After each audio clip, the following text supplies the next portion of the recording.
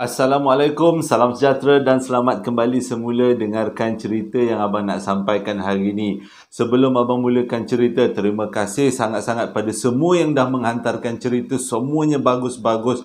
Walaupun ceritanya ialah kadang-kadang dia punya kemunculan-kemunculan benda yang sama, ya makcik rockers, ya gula-gula, tapi bentuk kemunculannya berbeza-beza. Sebab itulah cerita yang disampaikan selalunya memang menarik sebab kemunculan berbeza, suasana berbeza dan tahap keseramannya pun berbeza-beza. Begitu juga dengan cerita kali ini. Dan sebelum kita mulakan cerita, marilah kita sama-sama berdoa kepada Allah Ta'ala. Semoga Allah panjangkan umur, murahkan rezeki, berikan kesihatan yang baik untuk kita semua dan permudahkan segala urusan kita di dunia dan di akhirat. Dan begitu juga kita doakan semoga Allah memberikan rezeki, semoga Allah memberikan syurga buat mak ayah kita di atas jasa-jasanya yang telah mendidik dan menjaga kita daripada kecil sampailah besar. Terima kasih sangat-sangat. Jadi sebelum kita mulakan cerita, abang nak mulakan dengan A'udzubillahi minasyaitanirrajim. Bismillahirrahmanirrahim. Hari ni abang nak sampaikan dua cerita, tak banyak tapi dua cerita ni cukup panjang, cukup menarik. Dulu abang pernah ceritakan tentang pengalaman seorang lelaki yang pergi memancing dekat sungai kalau tak silap abang. Tapi kali ini pun pengalaman memancing yang dialami oleh seorang lelaki, nama gelarannya K-On. Jadi berlaku pada tahun 2021, masih lagi baru. Sebelum abang mulakan cerita, abang nak beritahu sebenarnya K-On ni ada satu kelebihan. Daripada sekolah rendah lah dia kata, dia memang jenis boleh nampak alam sebelah. Walaupun disebabkan dia nampak alam sebelah tu, dia jarang bagi tahu orang. Tapi mak bapak dia memang tahu. Bila dia buat keputusan nak pergi memancing laut dalam, orang yang paling risau adalah mak dia. Kes ni berlaku dekat Laut Pahang, laut dekat Pekan ke. Jadi orang yang paling risau adalah mak dia. Tanya dengan K-On ni, kau okey ke tidak nak pergi memancing dekat tengah laut? Sebab kita semua tahu, laut adalah tempat selalunya makhluk alam sebelah bina kerajaan. Selain daripada gunung dan pokok besar. Dan laut adalah satu kawasan yang sangat-sangat dilarang untuk bercakap benda-benda yang salah. Maksudnya tersalah cakap tu bahaya. Dia tahu inilah risikonya bila orang yang boleh nampak alam sebelah nak pergi ke kawasan yang memang jadi tumpuan makhluk alam sebelah. Tapi dia anggap ini adalah satu cubaan ataupun menguji diri. Dia kata kalau nampak pun dia telan ajalah. Maksudnya dia redha je apa yang dia nampak. Ini adalah sebahagian daripada pengalaman dia. Kes ni berlaku 2021 dekat Pekan Pahang. Daripada hari yang dijanjikan, dia dengan kawan-kawan dia seramai 6 orang bertolak daripada Jengka ke Pekan Pahang. Mengambil masa lebih kurang beberapa jam dan diorang sampai dekat Pekan Pahang lebih kurang pukul 7, pukul 6 petang. Jadi diorang punya cadangan untuk naik bot pergi ke tengah laut memancing adalah pada esok harinya pukul 7.30 pagi. Jadi bila sampai tu, waktu tu petang hari sebelumnya, diorang bercadang untuk tidur dekat tepi pantai. Memang diorang dah siap-siapkan kemah dan juga peralatan untuk berkemping. Sebab dia kata kalau nak tidur dekat hotel atau tidur dekat homestay, kena makan duit lagi. Banyak duit kena keluarkan. Jadi untuk mengurangkan kos, diorang pun pinjamlah kemah. Jadi dia kata bila sampai tu masing-masing dirikan kemah. Selepas dirikan kemah, masak, solat, bersenang-senang, berborak-borak. Habis saja semua aktiviti ni, K-On, waktu tu lebih kurang pukul 12. Dia ambil keputusan untuk tak nak tidur malam tu. Punyalah excited. Bukanlah excited memancing, tapi excited nak tahu sejauh mana dia yang boleh nampak benda-benda pelik ni akan melihat sesuatu yang luar biasa sewaktu berada di tengah laut nanti. Disebabkan perasaan tu terlalulah teruja sangat-sangat, walaupun pukul 11, 12, dia keluarkan pancing, cadangnya nak memancing dekat tepi pantai. Dengan tujuan yang itulah, untuk tengok, nak menguji keberanian. Jadi dia kata dia pun ambil pancing, letakkan siput ke apa benda ke umpan, dia lemparkan pancing tu dekat laut. Bila dah lemparkan pancing tu dekat laut, tunggulah dia dalam memancing. Tapi tak sangka, diorang datang 6 orang kan. Jadi K-On memancing pada waktu tu. Yang dia tak sangka adalah 2 daripada kawan dia tak jadi tidur. Pergi ke arah K-On, tanya kau buat apa. K-On cakaplah dia memancing. Jadi kawan dia kata, aku pun nak join jugalah memancing. K-On kata, boleh, tak ada masalah. Tapi jauh-jauh sikit, jangan dekat-dekat dengan aku. Daripada 2 kawan dia, seorang memancing agak jauh dan seorang memancing sebelah daripada K-On. Jadi dia kata, waktu memancing tu tak ada apa-apa masalah. Tepat lebih kurang pukul 1 pagi. Pada waktu tu, K-On rasa suasana daripada sejuk jadi panas. Dia kata setiap kali kalau dia nak didatangi dengan makhluk yang pelik-pelik, badan dia akan berubah suhu yang ketara. Ditambah pula tiba-tiba kalau telinga dia dengar berdesing yang sangat teruk, yang sing macam tu, dia tahu benda tu ada sekeliling dia. Dan pada waktu tu dia kata dia rasa panas. Dia cuba cari mana datangnya punca rasa panas tu. Toleh kiri, toleh kanan, baru dia nampak kawan dia yang berjarak lebih kurang 5 meter daripada dia yang datang nak memancing sama dengan dia tadi. Dia tengok kawan dia tu tengah berdiri memancing, tunggu cantiknya. Tapi belakang kawan dia ada seorang lelaki tinggi hitam. Warnanya hitam daripada atas sampai bawah. Walaupun waktu tu keadaan tepi pantai tu gelap, hanya diterangi dengan cahaya lampu. Tapi orang yang berdiri dekat belakang kawan dia tu, hitamnya mengalahkan malam. Sangat hitam. Dia tahu yang berdiri dekat belakang kawan dia ni adalah bukan sebarang makhluk, tapi makhluk yang ada dekat tepi pantai. Jadi K-On ambil keputusan menjerit dekat kawan dia. Kawan dia nama contohnya Kamal lah kan. Kamal, datang sini. Jangan jauh sangat. Mancing sini, mancing sini. Waktu tu Kamal pun toleh ke arah K-On. Dia senyum. Dia teruskan memancing lagi. Yang si K-On ni dah rasa macam dia tak nampak ke kat belakang. Dia mesti tak nampak apa yang kat belakang dia. Kalau dia nampak apa yang kat belakang dia, mungkin dia yang terjun ke dalam laut. Punyalah terkejut, dia kata. Sebab orang yang dekat belakang dia tu tinggi, dia memang bukan tinggi manusia. Lepas tu keadaannya macam mengancam orang yang tengah memancing. Jadi K-On panggil lagi, Kamal, sini Kamal, jangan jauh-jauh daripada aku, sini dah tak payah mancing jauh sangat sini. Kerana Kamal pun pandang si K-On, dia senyum, lepas tu dia terus mancing balik.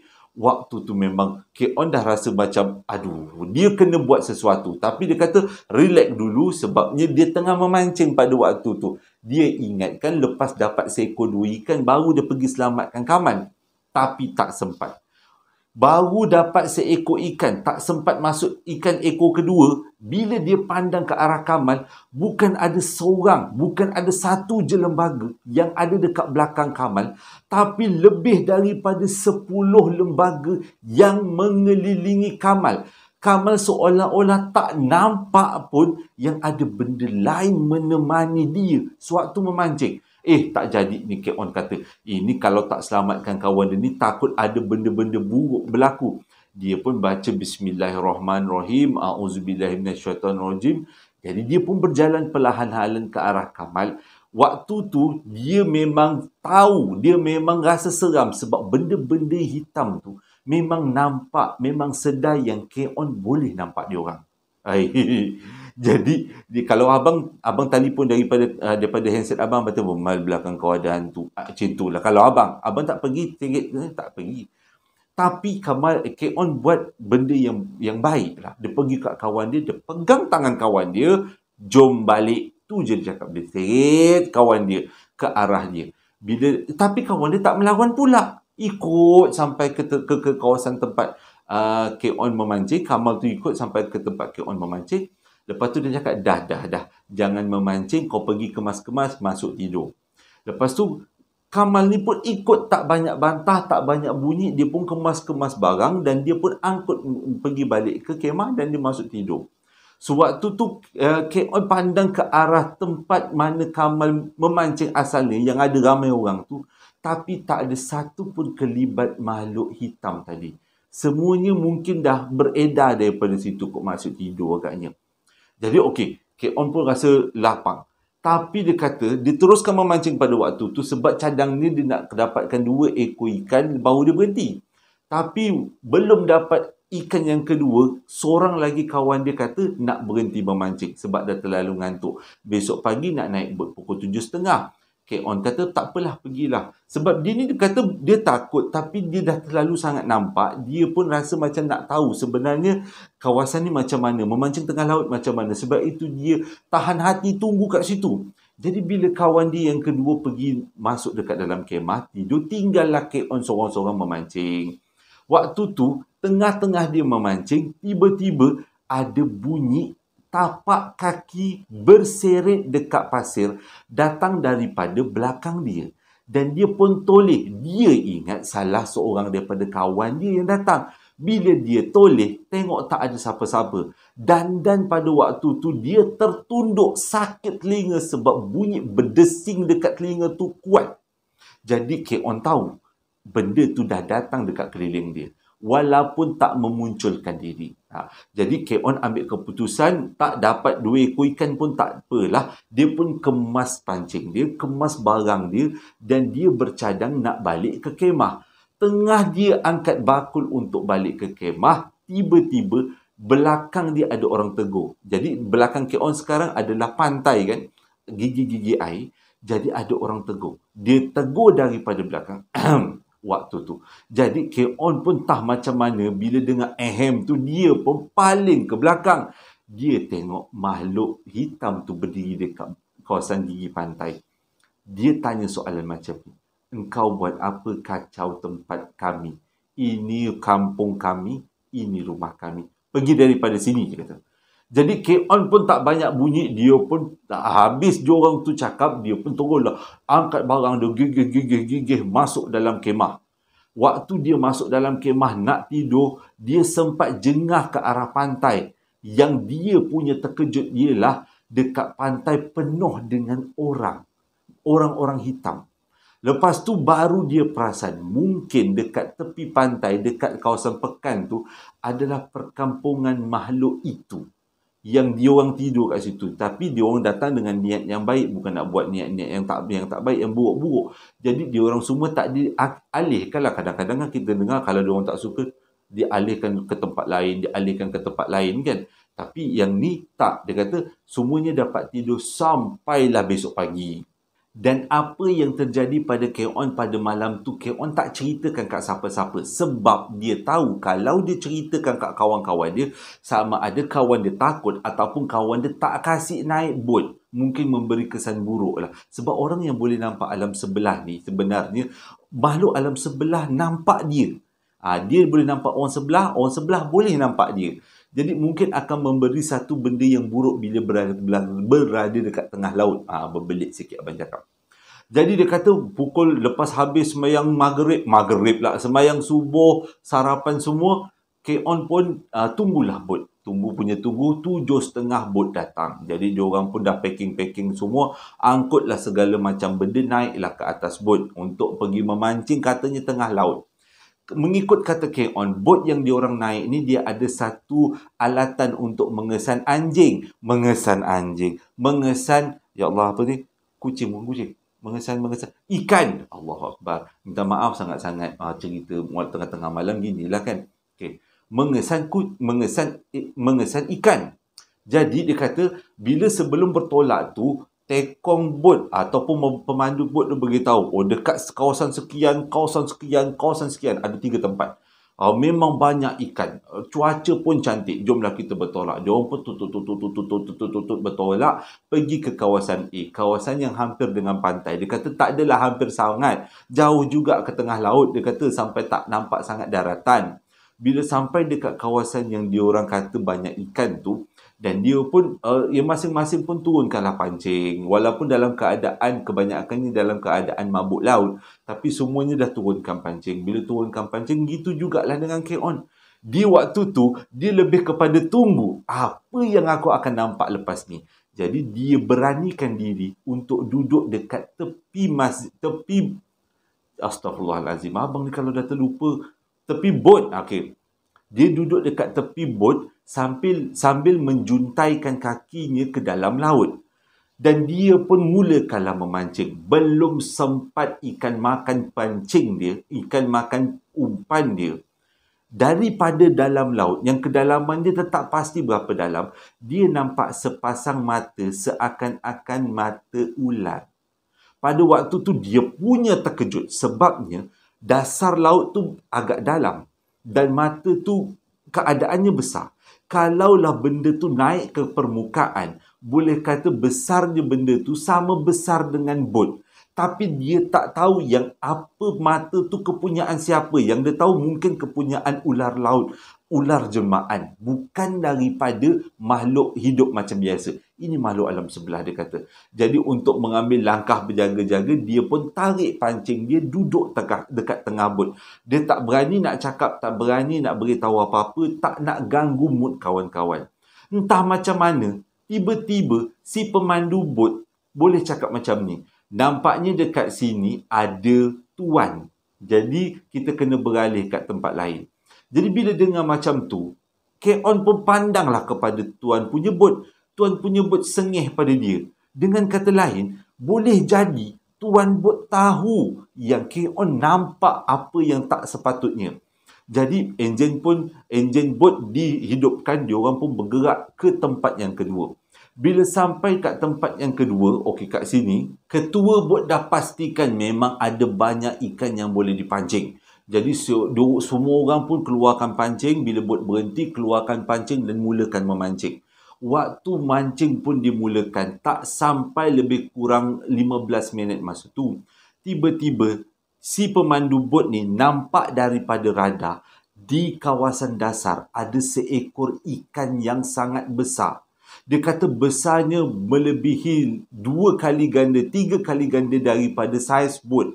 Jadi dia cakap macam ni, okey kita tak boleh mancing kat sini, kita kena naikkan joran semua sebabnya dekat dasar laut ni ada seekor ikan yang besar. Jadi kita tak nak ganggu dia punya habitat, kita beralih daripada situ. Sebenarnya K.On pada waktu tu tak nampak. Kebanyakan daripada yang ada atas bot, bila ketua bot cakap kat bawah dasar laut tu ada ikan besar, masing-masing jengah kepala nak tengok, mana tahu nampak ikan tu berenang-renang, tapi semua pun tak nampak. Nampak hanya daripada dalam radar.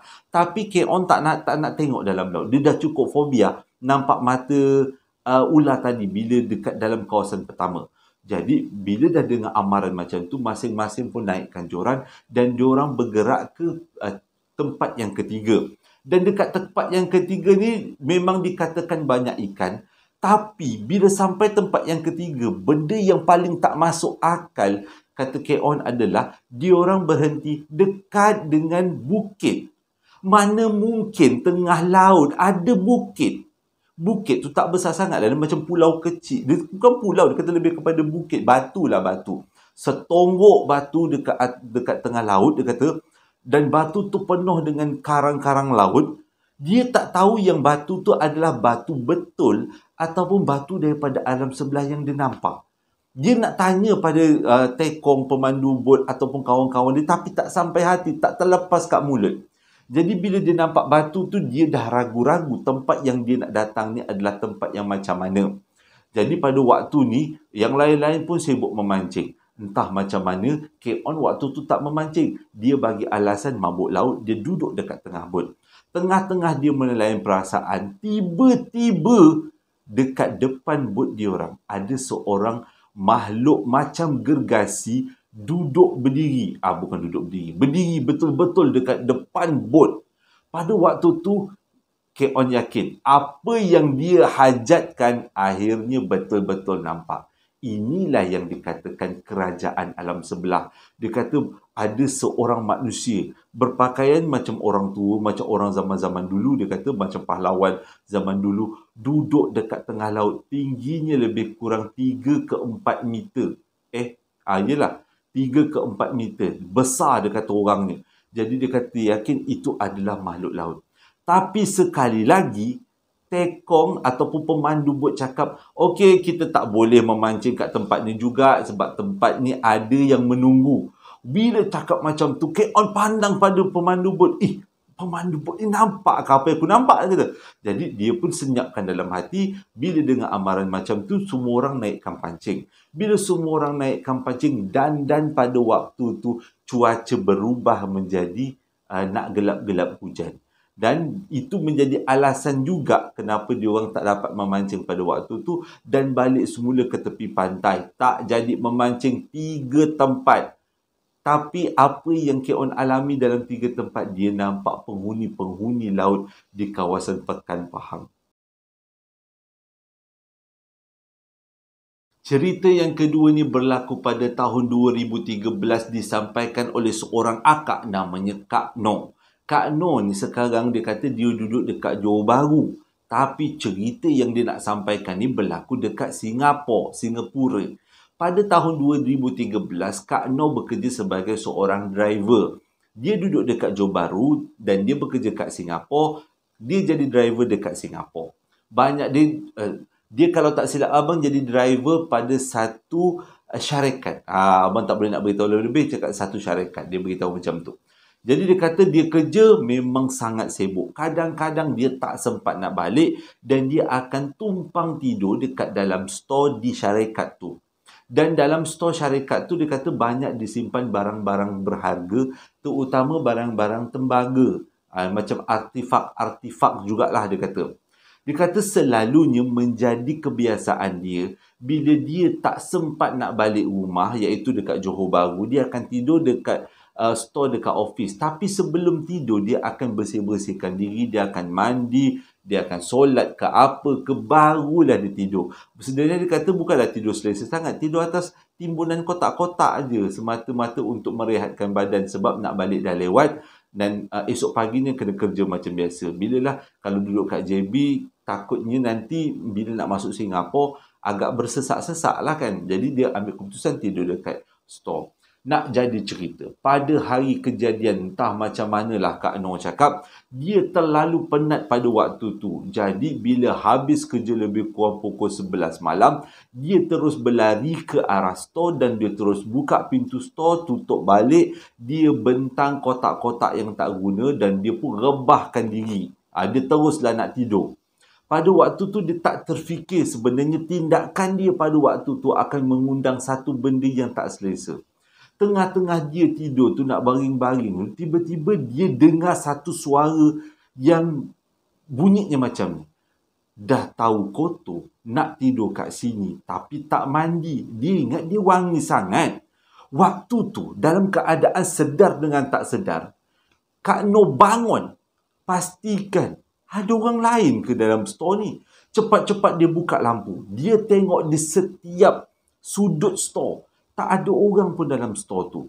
Jadi dia tutup lampu balik, dia hanya buka lampu kecil aja dan dia nak sambung tidur. Waktu dia nak sambung tidur, betul-betul dekat atas dia seolah-olah ada benda hitam yang terbang. Pada waktu tu punyalah terkejut. Dalam keadaan penat-penat tu dia kata punyalah terkejut. Dia mengiringkan badan menghadap ke dinding. Jadi kalau ada apa-apa yang berlaku kat belakang dia buat bodoh je lah dia kata. Okay. Jadi dia pun menghadap dinding. Lepas menghadap dinding tu, dia perasan, ini dia kata dia tak nampak dengan jelas, tapi dia perasan 3 ekor beruk berloncat-loncatan main-main dekat dalam store. Dia yakin tu bukan beruk, tapi tu adalah penjelmaan sesuatu. Pada waktu tu, Kak Noh dah rasa takut. Ajar aku kena kokil juga dengan beruk ni. Dia cepat-cepat bangun, buka lampu, pandang keadaan sekeliling. Tak ada apa-apa. Tapi dia kata pada waktu tu, tak pernah dia rasa seram sejuk. Jadi dia ambil keputusan untuk mandi, bersihkan diri. Turunlah dia, keluarlah dia daripada store, pergi bersihkan diri dulu. Lepas bersihkan diri, barulah masuk dalam store balik dan nak sambung tidur. Pada waktu tu, tak ada lagi gangguan yang dia alami dan dia lega. Sejak daripada tu, dia tak pernah lagi jadi kalau nak tidur dekat dalam store. Walaupun dalam store, dia kena bersihkan diri. Sebabnya, barulah Kak Noh perasan kita ni hidup sebenarnya bukan kita je seorang dekat alam ni. Ada makhluk lain. Mungkin makhluk tu tak selesa bila kita masuk kat tempat dia dalam keadaan yang tidak membersihkan diri. Mungkin OCD lah.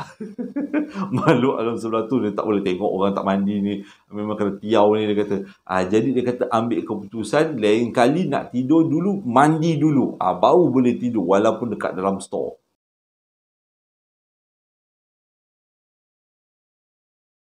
Sebelum abang tamat cerita, abang nak ucapkan terima kasih sangat-sangat sudi dengarkan cerita abang yang pertama.